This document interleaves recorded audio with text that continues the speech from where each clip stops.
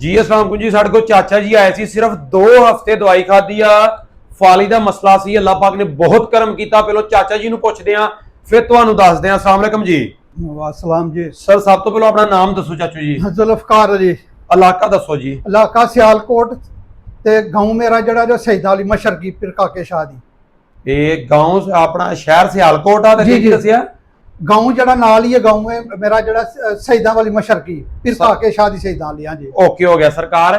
ये दसो मसला हैगा किन्नी देर तुसी तुहानू? ए मैनू तकरीबन चौथा महीना जा रहा जी। चौथा महीना जी। जा रहा। साडी दवाई किन्ने दिन खाधी है जनाब? 2 हफ्ते खाधी है मैं। 2 हफ्ते खाधी। जी, ओदे नाल जी। तबीयत दसो हुण। तबीयत मेरी छड़ी भी छुट गई जे जी ते मैं बिल्कुल जड़ा ना ठीक हाँ। कमोड ते मैं अगे बैठ सकता था, हुण मैं कमोड भी छड़ दिता जे आम सीट ते मैं बैठ के माशाल्लाह, यानी पैरां पर बह जांदे, पैरां कमोड पर भी बह छड़ जाना। दिता। हाँ जी, लाती में दोरी करके ते बह सकना मैं। माशाल्लाह माशाल्लाह जी माशाल्लाह। चलो हाँ जरा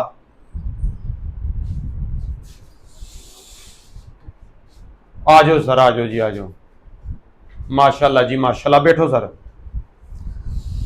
सर ये दसो कि जी 2 हफ्ते असां दवाई दी ओदे नाल कोई तेल या मालिश नहीं नहीं, दी? कोई चीज नहीं जी। जेड़ी दवाई खांदे हो किन्ने टाइम साडी खांदे एक हो? टाइम ही सिर्फ खाती है। इको टाइम ही हाँ खांदे जी, हो? दोपहर के टाइम। चलो माशाल्लाह जी माशाल्लाह। अल्लाह पाक ने बहुत करम कीता चाचू जी। अल्हम्दुलिल्लाह। शफा अल्लाह पाक ने दा, करम अल्लाह पाक करदा। जिन्ना मर्जी पुराने तो पुराना मसला होवे, जिन्नी मर्जी उम्र होवे, अल्हम्दुलिल्लाह मसले नु समझ के मेडिकेशन दी अल्लाह ज़ात पाक करम ही करम कर देंदी। एड्रेस तां दसी दा जेड़े उस इलाके दे मरीज आ खुद पुछ के भी अपनी तसल्ला कर सकन। बाकी करम अल्लाह पाक करदा। बहुत शुक्रिया। Thank you. अस्सलाम वालेकुम जी।